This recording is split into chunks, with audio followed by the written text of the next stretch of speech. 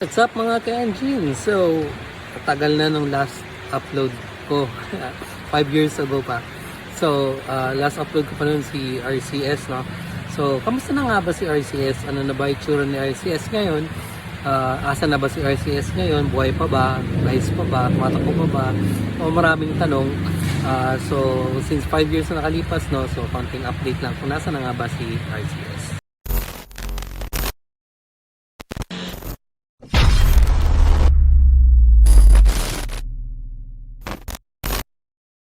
Alright, so ito na si RCS ngayon. So as you can see, no, walk around lang natin bilis. Ayan, ito na yung itsura ngayon ni RCS. Ayan. So kung makikita nyo, no, black pa rin of course, pero may konting touches na.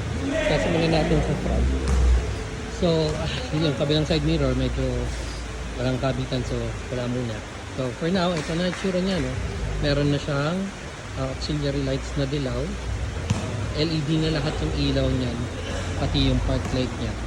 And then, naka-disc brake na siya, harap likod. Yung shock na yan, yung original shock na stock, wala na. Pinimigay ko na, pero pinalitan ko kasi ito ng shock ng XRM, which is mas maganda yung play, mas maganda yung hagod sa mga lubak. So, kaya pinalitan ko ng pang XRM. Fit naman, wala namang problema. So, naka-ano na yan, open pipe, dying fork. Tinanggal ko yung silencer for now. Naka-ano na siya, disc brake na malaki. May additional bracket na rin. Okay. So, makita nyo, malaki na yung plate niya, no? Pati likod, disc brake na rin. From before, naka-drum brake pa siya. So, ang preno niya, dati, nandito, inalis ko, nilipat ko na dito. So, para siyang matic. No? Parang matic, may ano na siya doon. Preno na doon na lahat sa kamay. Tapos, yung shock, pinalitan ko na rin. At saka medyo mas lowered na yan. Pag binaba ko yan later, kahit ako pag binaba ko, mas mababa na siya tingnan. Naka-digital na speedometer. Napalitan ko na rin tong dati black to. Same pa rin naman, drop down, pero ibang color na siya ngayon. Tapos, merong ito yung sa auxiliary lights, ito yung sa underglow lights, papakita ko rin mamaya. And then, ito bagong palit lang itong master kasi nasira na yung dati. Same pa rin, may choke pa rin naman, ganun inalis. Ito yung sa hazard lights niya. Alright, so, ayan, ako open pipe. Dati pinalitan ko to ng shifter. Nag-shifter ako. Kaso, na-realize ko na pagka naka-shifter ka pala, no? Pagka naka-shifter ka, wala kang support sa paa mo pagka promeno ka ng biglaan. So, kaya binalik ko sa stock kasi parang medyo delikado para sa akin. Pogi, pero alanganin, delikado. So, mas buting try ko na lang muna sa ganito. Pero mas pogi naman siya kung shifter mo siya. So, ayan. What else? So, yung dati pure black lang. May ano na siya ngayon. Linings na siya. Ano yan? Sticker lang yan. Sticker. Literal yung sticker na bond paper size. Ni-resize ko lang, no? Ayan. Tapos, meron na siyang emblem logo. Meron din sa kabila kaso yung tanggal na. Ayan, sports. So, may katagalan rin. May mga 6 years na rin tong motor. So, pero okay pa rin naman siya, tumatakbo. And then, meron na siyang key start. So, meron yun. Ayan. May unlock. May lock. Meron din siyang may unlock. Tapos, kapag na-tap mo, alarm. Sensitivity 3 lang. So, as is, ayan, so, pwede mo stop. Yan. And then, syempre, ang favorite natin, meron siyang remote start.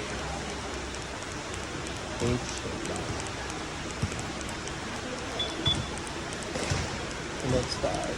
Medyo mahirap yung dating kasi nga, may katagalan na eh.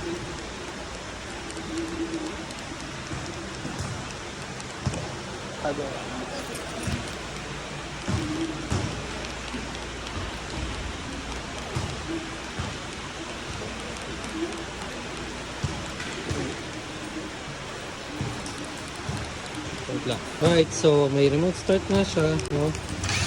Yan. So as you can see, so digital na rin yung speedometer, working lahat, may gas, tachometer, tachometer, tapos speedometer, may tachometer, may odometer, and then naka-open pipe na.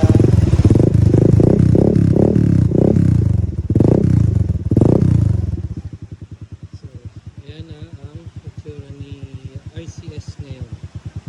So, medyo may konting ayusin pa ako. Katulad na tumuwag na natanggal na yung lock na sa kanyang kabit. This brake man is good, no? Yung gulong actually is from Rusi na switch mono. Doon ang takamali. Rusi na switch mono galing yun. So, pinurchase ko lang din yan sa Facebook post ng someone. Kaya, okay na rin yung disc brake. Kaya, hindi mo ko nahirapan mag-convert. No? Kasi since ito, original na nakakabit na dyan sa, dati yung conversion ng original. Actually, nauna dito, nakita nyo sa dating post is yung, original post. Yung gulong niya is yung green. Yung green. Yun, converted lang yung, ganito. Pero ito, talagang original mounted na. So, ito na lang yung naka-bracket. And then, hindi naman siya mahirap i-convert actually. And then, siyempre, ito, since wala naman akong preno doon, less mahirap convert, rekta na dun sa manibela. And then, may meron siyang neon underglow na green. Maganda yun actually paggabi. May underglow siya na green. And then, yung box niya. So, yung park light ko is white din. Pinaltan ko na. Tapos may auxiliary light na ayan, bilang X-light na rin siya. Pwede sabay yung headlight. All goods. So, working naman lahat. Wala namang problema. So far. Yung takbo niya, smooth pa rin. Mabilis pa rin. Bagong palit yung clutch lining.